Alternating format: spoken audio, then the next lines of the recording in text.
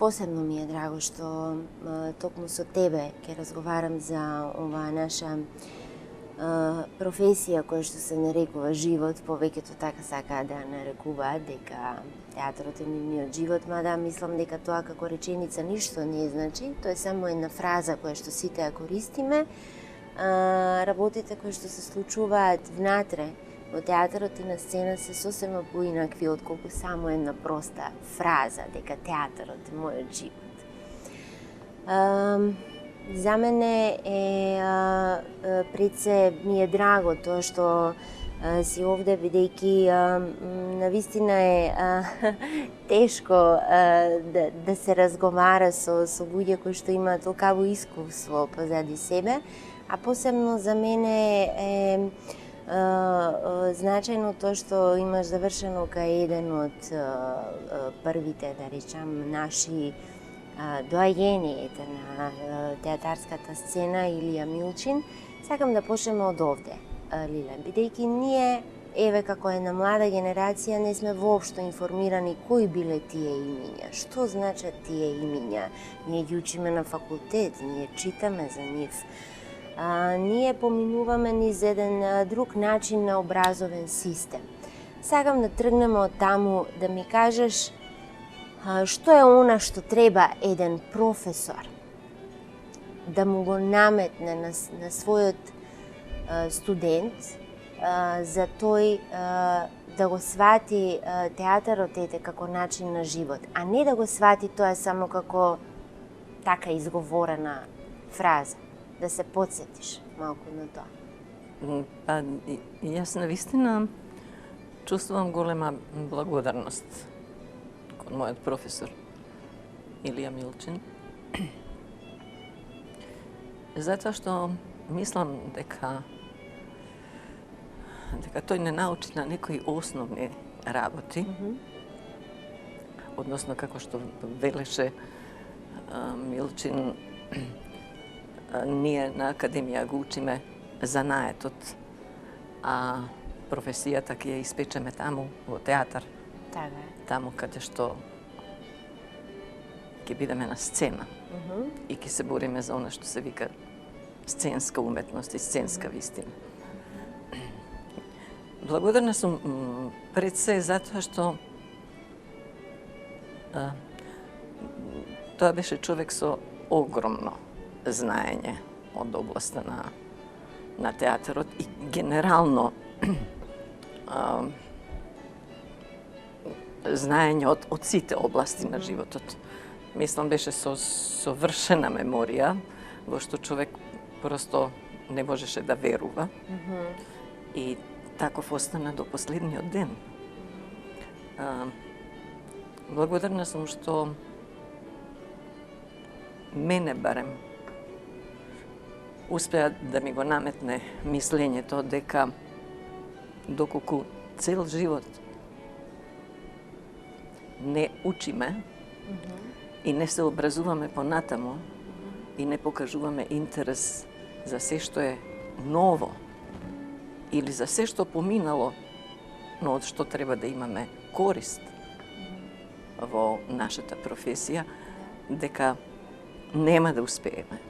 Односно, нема да бидеме актери кои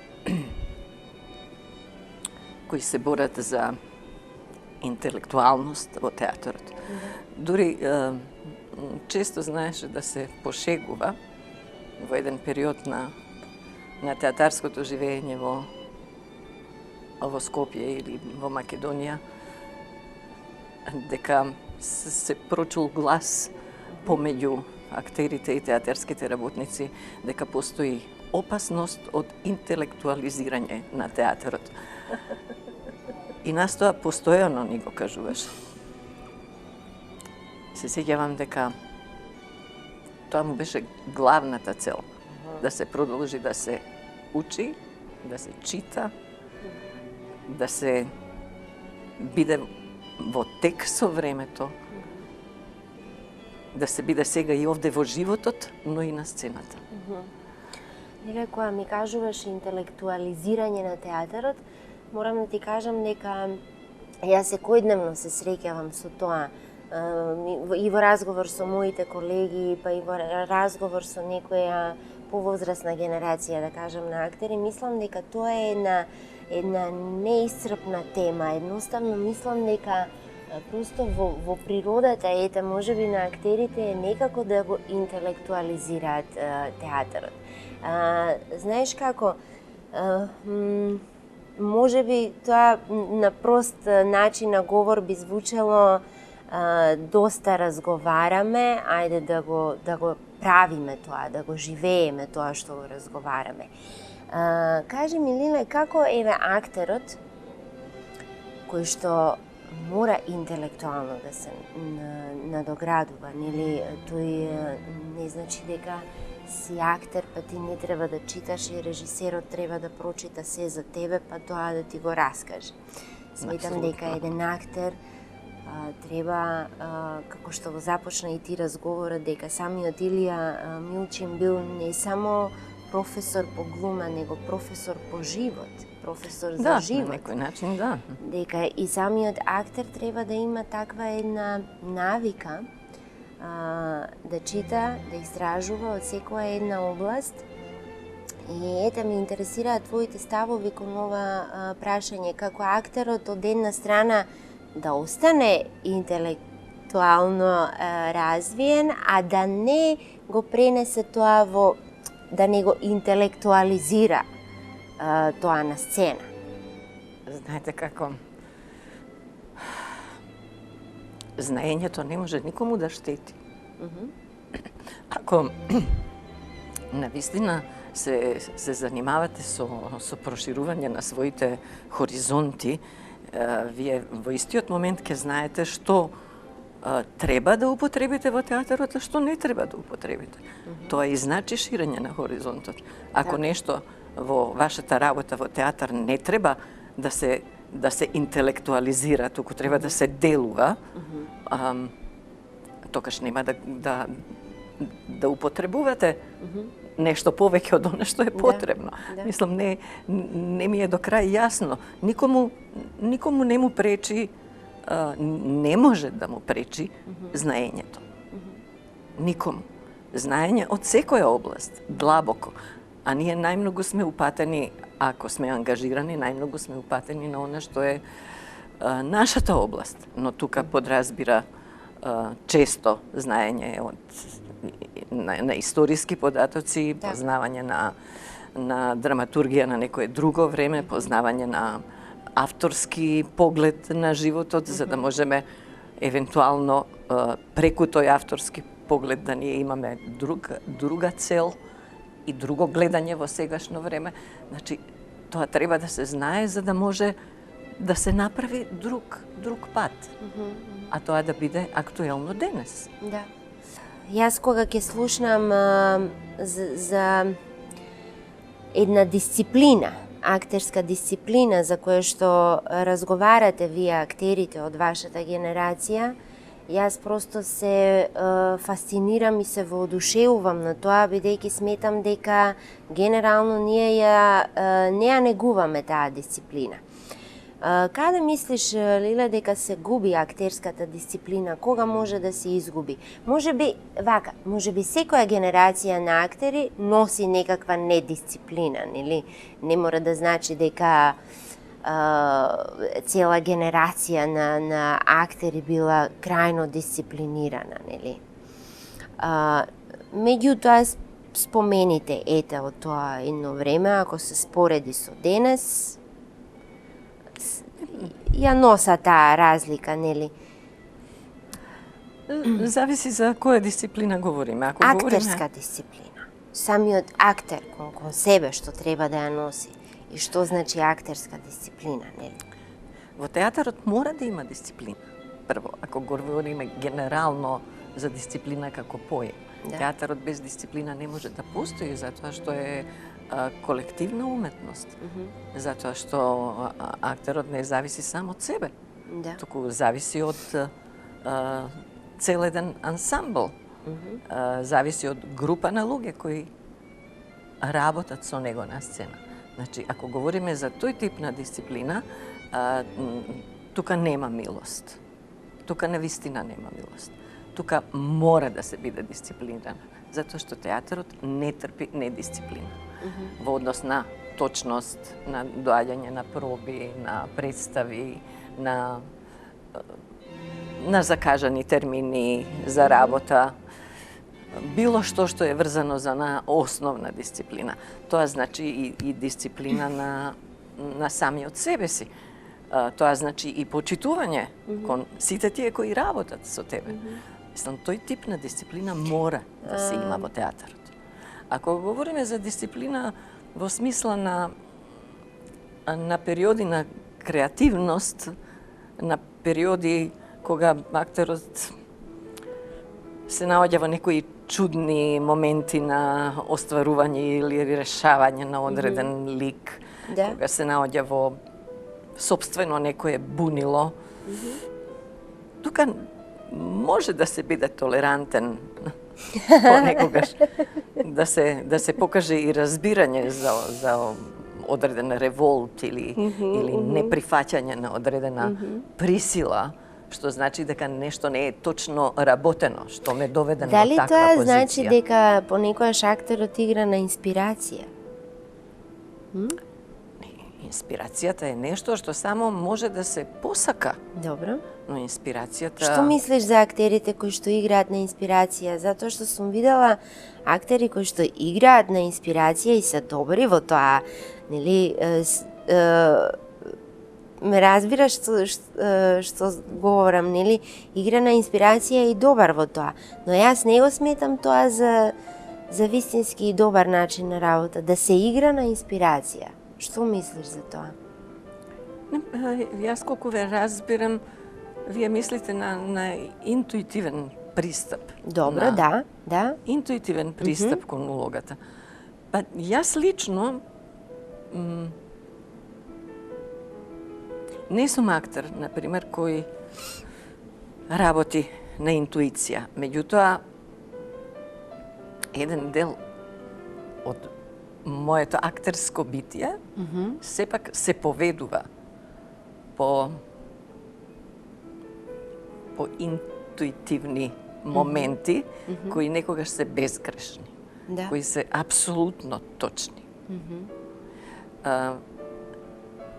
И треба да се слуша некогаш интуицијата, треба да се слуша, меѓутоа мислам дека не може да биде основа.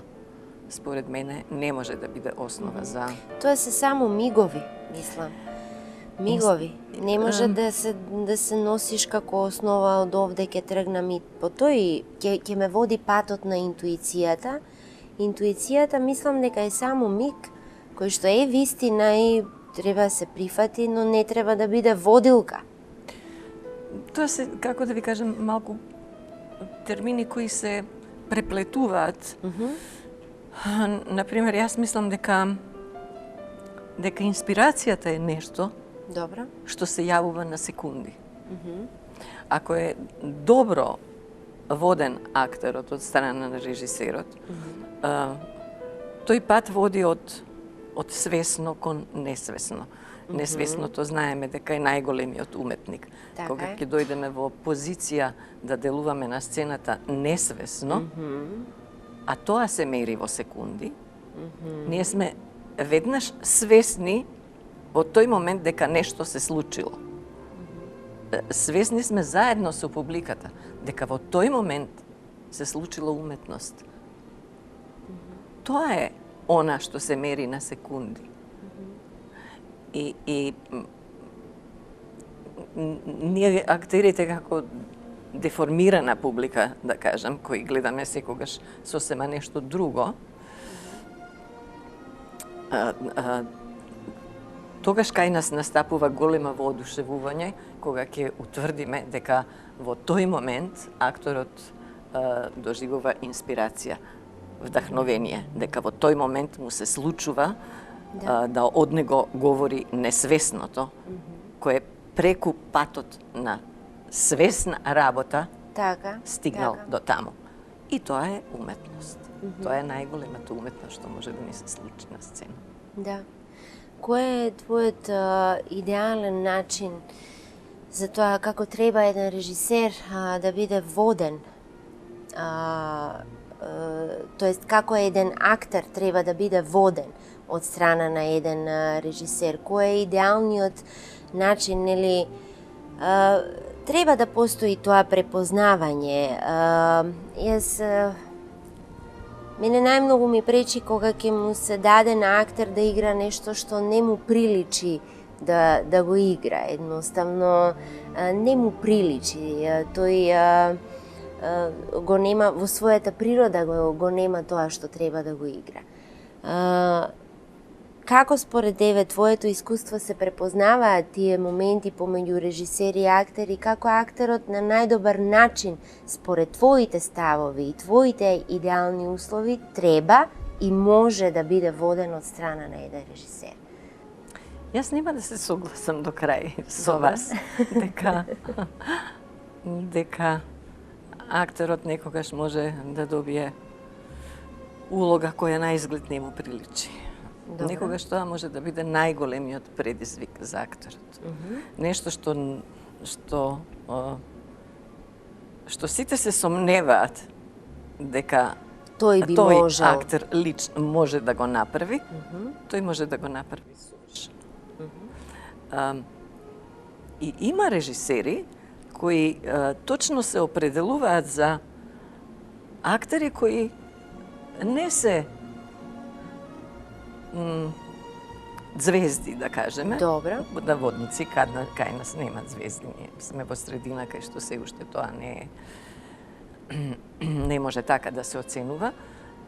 Но актери за кои режисерот оценува дека носат во себе длабоко скриен свет кој треба да се отвори. И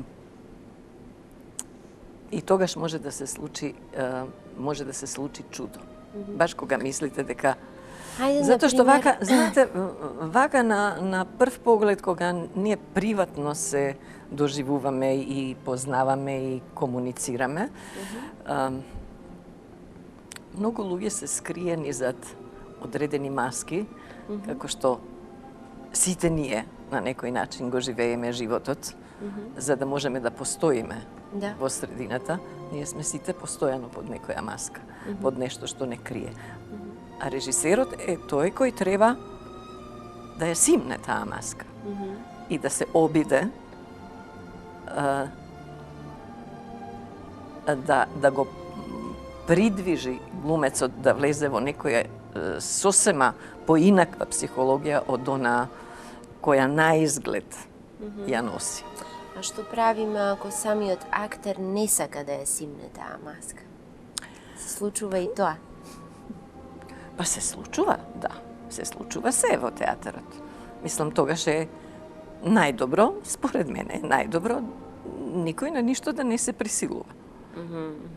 Подобро е да во таков случај се направи замена на актерот, ако баш постои таков голем отпор кон нешто и несакање да се игра одреден лик, многу е подобро да се замени. Ај малку да се навратиме на ова, еве ваков пример за ова, му приличи на актерот или не му приличи да игра одредена улога. Да речеме дека еден актер ментално и психички, неговиот сензибилитет и начин на функционирање приватно не одговара за одредена улога, но неговиот физикус, да речеме, само одговара. Дали пак овде може да имаме изненадување дека тој можеби ќе ги промени своите ставови и до тој степен може да ја промени својата природа за да биде добар во тоа што го прави? Може. Во театарот се случуваат чуда. И треба да веруваме дека може да се случат чуда. Што тогаш правиме со онаа реченица која што сега се сетив на Аристотел, кој што вика на жена не и приличи да игра храбра. Мажот е тој кој што нели треба да биде храбар, да игра, дека мажот во својата природа ја има таа храброст, а на жената не и приличи да игра храбра. Што правиме во тие случаеви? Па не знам сега, Аристотел ги развивал своите теории кои Да. се исклучиво Ние сме овде да ги полезни. кршиме. Секако дека се полезни, меѓутоа само ако се сетиме на Антигона. Добро. Антигона веднаш го негира Аристотел. Така. Така да, Да. знаете, има исклучоци Антигона, кои... Нора, Да, Хеда Габлер. говорам за тој Да. антички период, кога Да, има така. негација Да. на неговите ставови за... Особено денес, ако разговараме за женската храброст и големина и во секоја смисла способност, тоа е апсолутно неточно. Така е. Не можеме да го прифатиме. Што какви се ставовите во однос на тие актери кои што имаат цврсто мислење за нештата во приватниот живот? Може да бидат имаат цврсто дури до некој степен фанатички ставови во однос на некои нешта, дали тоа може да бидат општествени појави, социјални појави, не знам какви појави, и доаѓаат на сцена и се занимаваат со една сосема друга работа, каде што овде треба да си со еден отворен ум, треба сите твои цврсти ставови да ги оставиш надвор, пред врата, да влезеш овде и да ги градиш новите ставови, ставовите од концептот на режисерот, ставовите кои што ги кажува целата екипа. Какво мислење имаш за тие актери? Дали некогаш си била во судир со такви цврсти ставови каде што едноставно не можеш да побиеш нечие мислење? И тоа мислам дека представува проблем во креативен процес. Да, се случуваат такви работи, да. Но ако сте партнер, не ви преостанува ништо друго, туку да се предадете во таков случај, ако тој актер останува на сцената. Да. И ако самиот не се повлече или ако не ги промени своите мислења. Останува вие да се борите со тоа, или ако не сте му директен партнер, едноставно да го приватите, затоа што тука не може да го промените. Тука е режисерот тој кој треба да делува и да инсистира и да бара на најразлични начини, најсоодветни, блиски до таа актерска природа со кого работи, за да може да дојде до промена на таков став. Иначе, знаете како актерот, особено денеска, а и секогаш, затоа говорам и за знаењето, и за интелектуализмот. Говорам со цел дека акторот мора да има отворен дух. Мора да биде отворен за секој време. Мора да просто свесно да го перцепира светот околу себе. Мора да ја развива својата фантазија. Мора да посматра многу прецизно. Мора да посматра случувања, луѓе. Мора да го гради својот сензибилитет на таков начин и во животот, и во театарот. Знаете, имам во сеќавање, не се сеќавам кој беше авторот, но сензибилитетот на актерот го објаснува преку однесување на една животинка.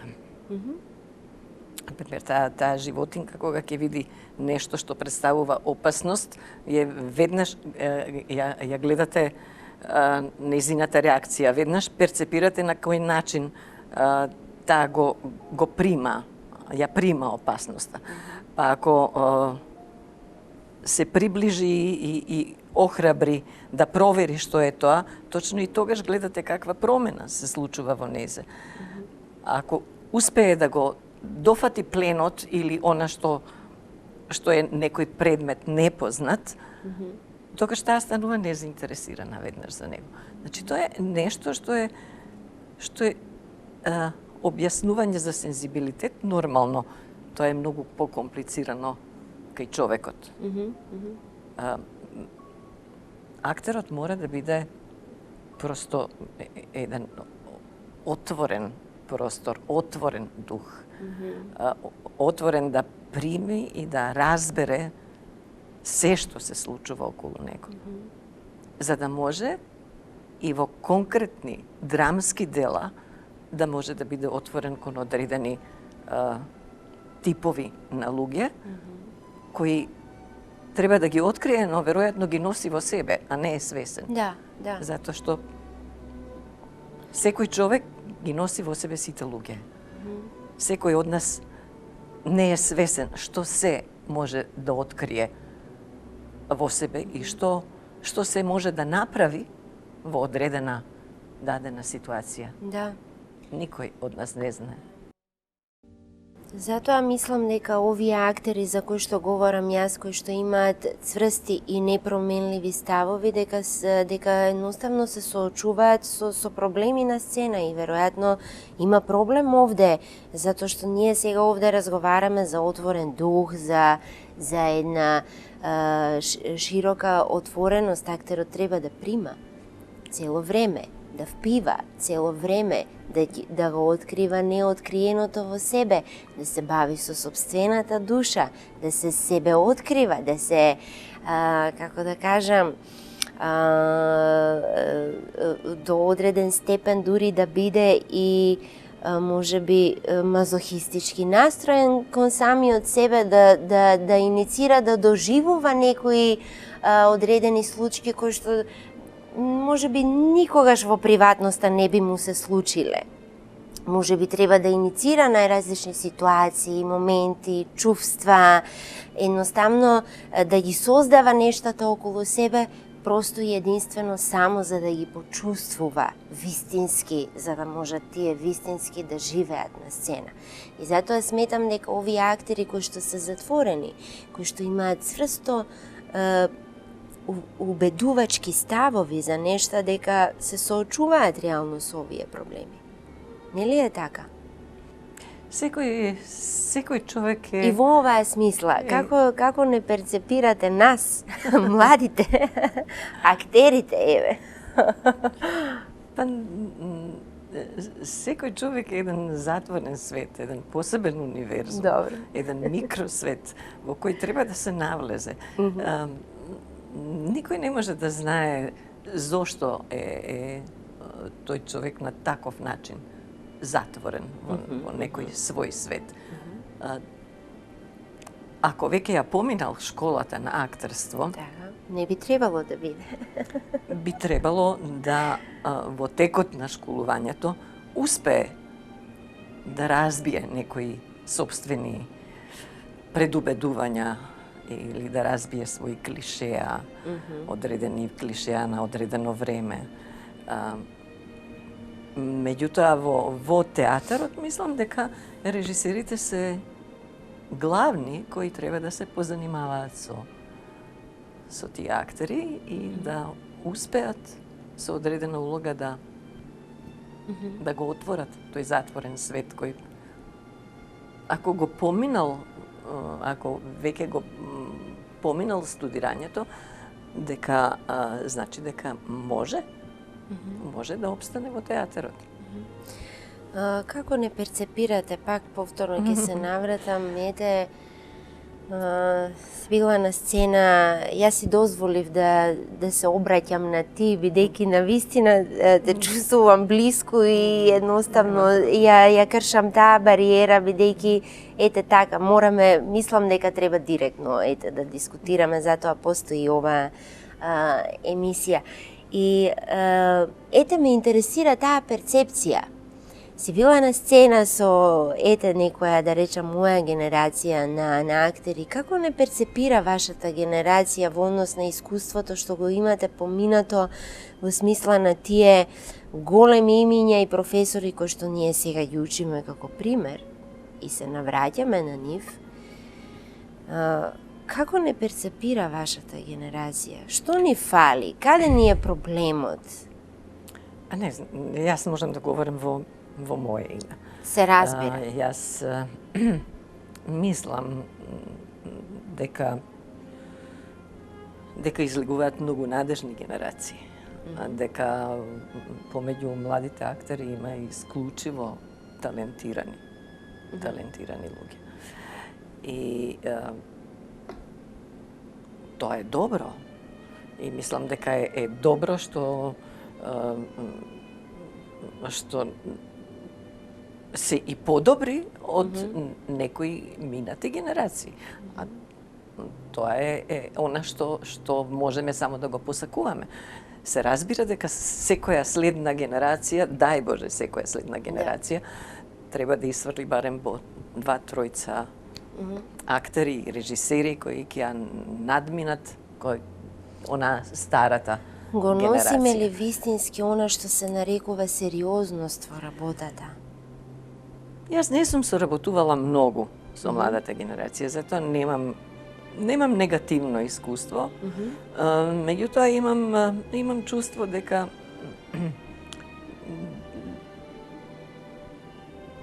во однос на она како јас го сваќам театарот, дека сум сведок на една мала површност во решавање на театарските проблеми, дека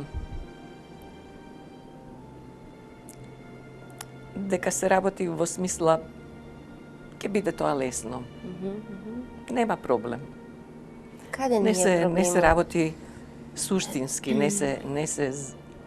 не се навлегува суштински. Кога велам суштински, не можам да тврдам, но мислам дека младата генерација, и не можам да генерализирам секако, затоа што немам право на тоа, не се бави толку со теорија, толку со проучување на одреден материјал кој според мене секој глумец е должен да го одработи и прочита, ако веќе има што конкретно да прочита за одредено дело кое го работи. Мислам дека тука малку закажува работата, но сепак не можам да генерализирам, велам. Мислам дека, но за тоа се виновни повозрасните генерации, дека не се почитува партнерството онака како што треба да се почитува, затоа што за актерот најбитен на сцената е партнерот. Ништо побитно нема од партнерот. Затоа што вие просто се предавате и вие работите за партнерот. Ако тој работи за вас, тогаш вие правите сцена.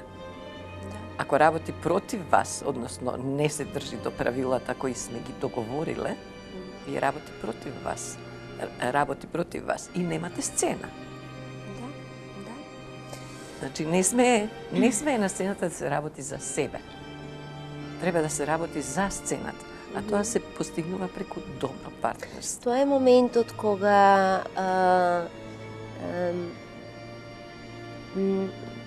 нарцизмот преминува во претерување и на сцена настапува гордото јас. Како што реков претходно, бидејќи се соочуваме секојдневно со тоа и на факултет, тоа не учат нас. Играј за партнерот и тој така ќе игра за тебе.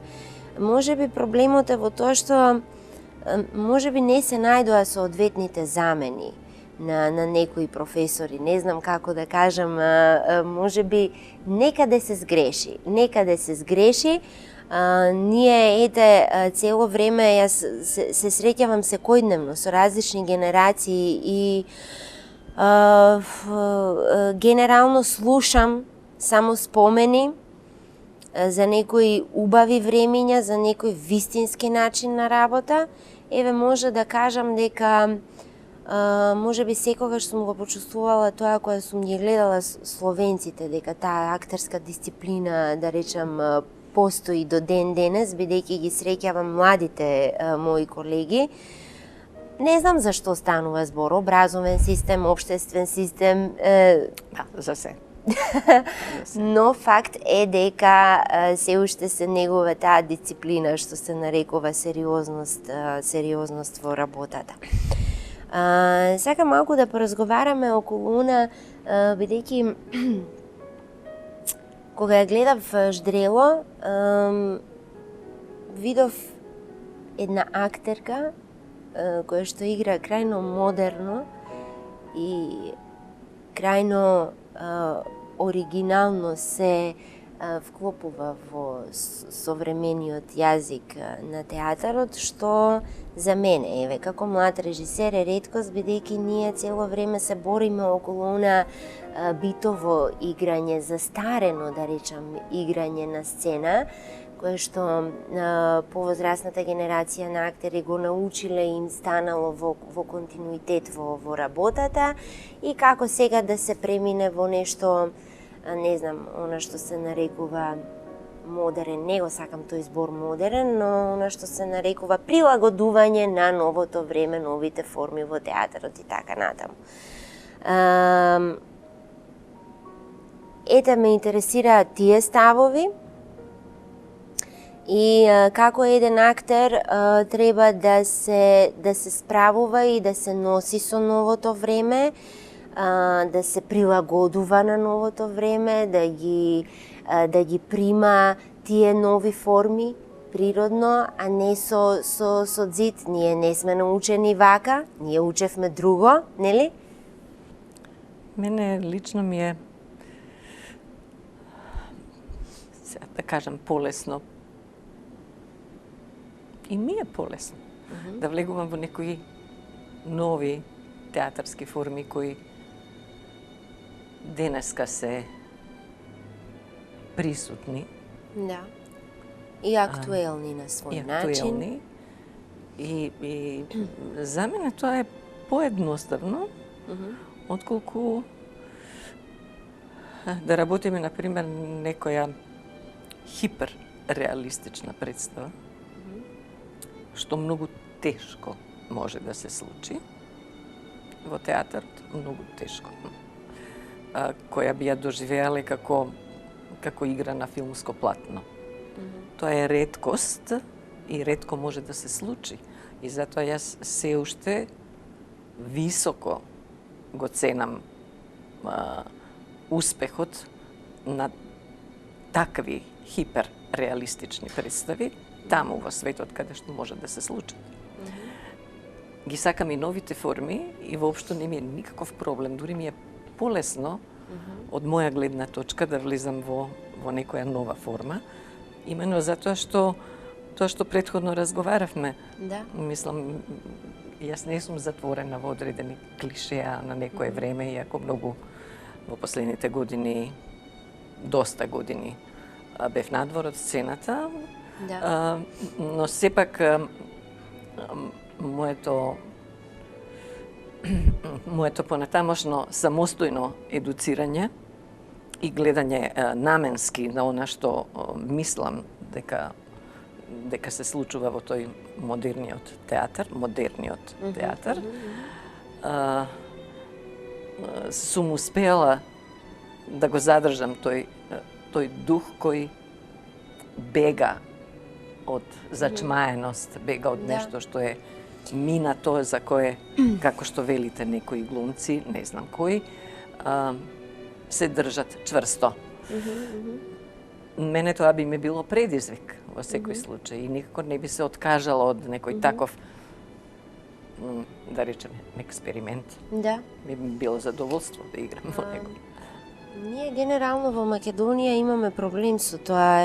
Јас ти кога пиевме кафе зборувавме за тоа, пензионирани актери. Јас и тогаш и сега ќе го кажам мојот став дека за мене не постои пензиониран актер, пензиониран режисер.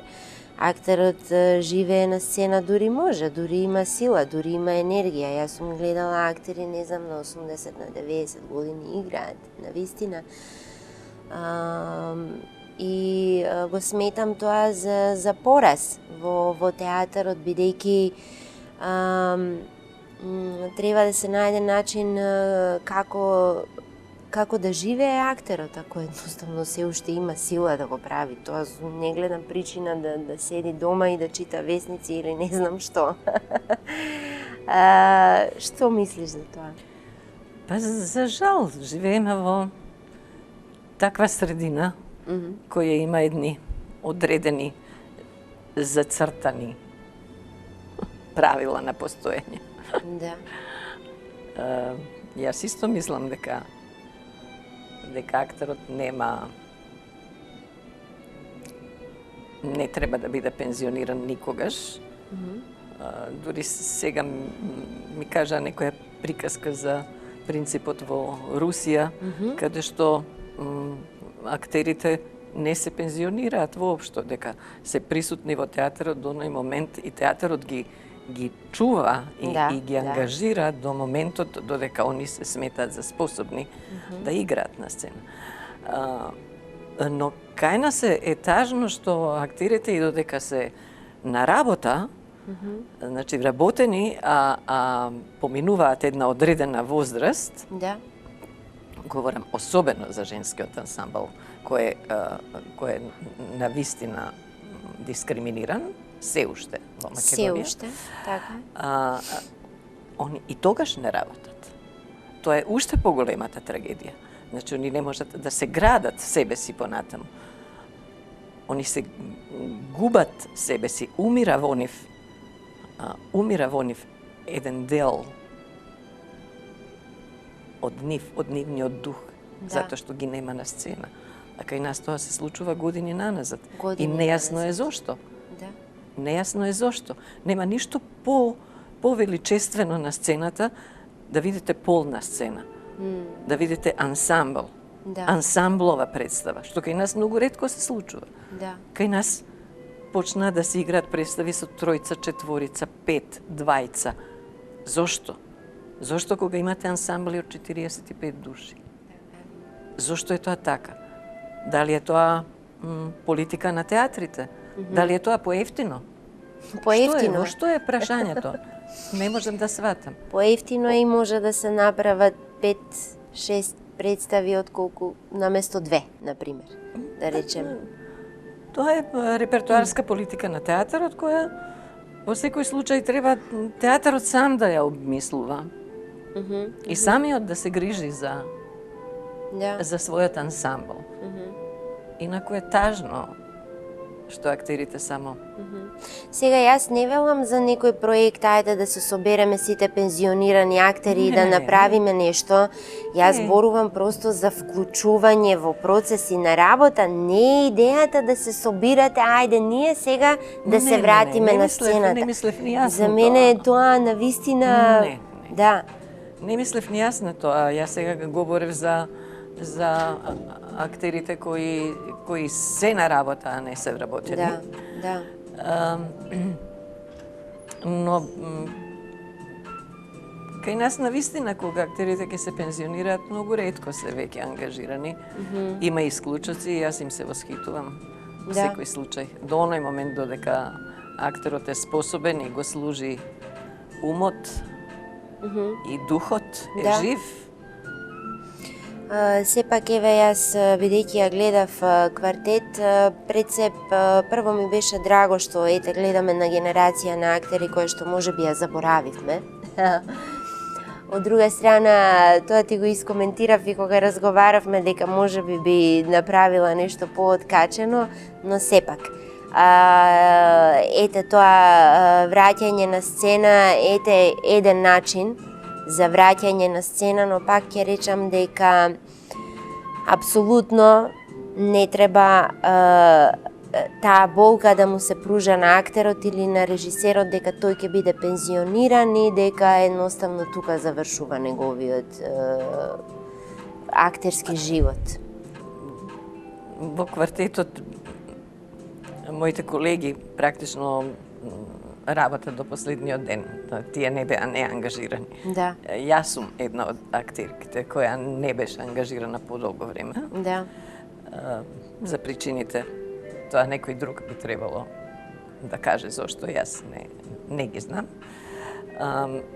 Но јас се радувам што моите колеги, еве, досега, а сите сме сега веќе во пензија, се уште активни во театарот. Да, играат и Катина, и Емил. Добро, чуре. И тоа е правиот пат, мислам. Тоа е правиот пат. Тоа би било добро.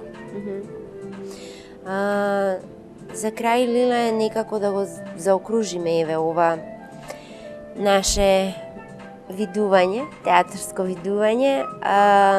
Како го перцепираш денес театар? Што е она што му фали? Што е она што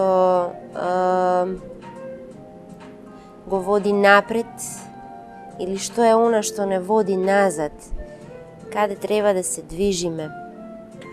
Не знам, мислам дека се изгубија некои критериуми. Ова постојано се повторува и веќе е здодевно да се повторува. Здодевно е. Навистина е здодевно.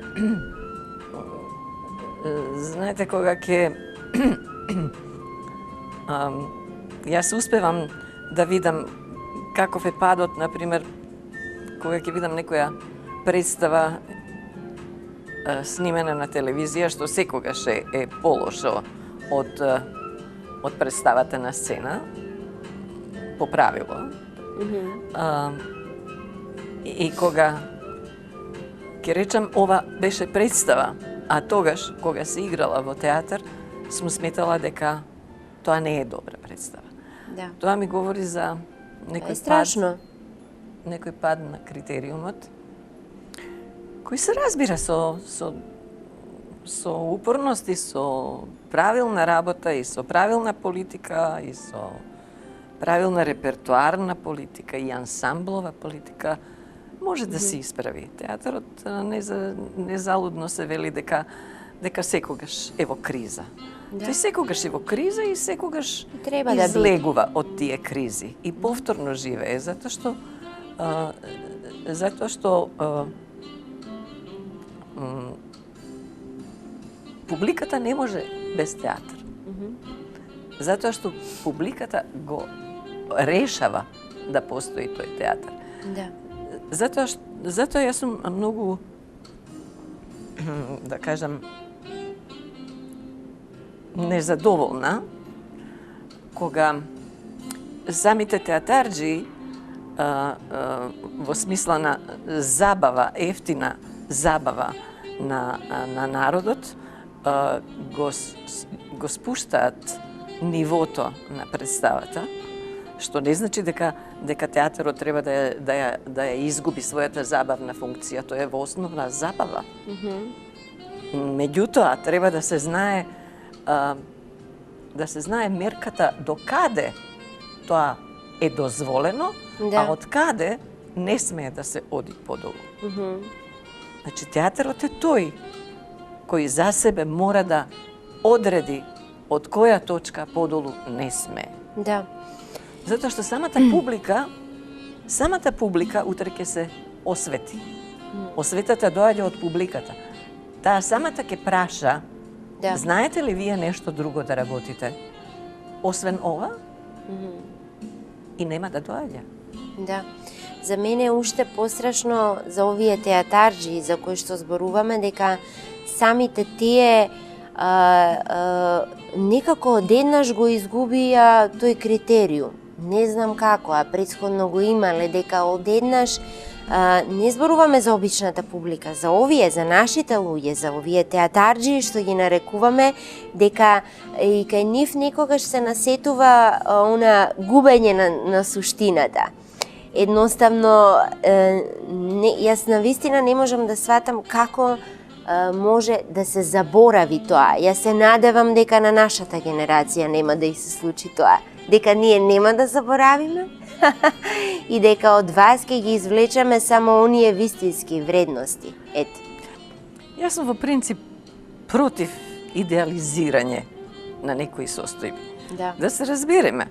И во некое друго време театарот имал периоди на криза. Да.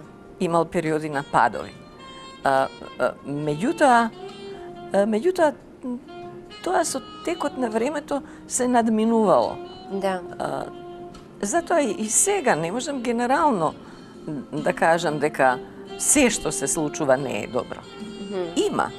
Има и добри работи, има и добри представи.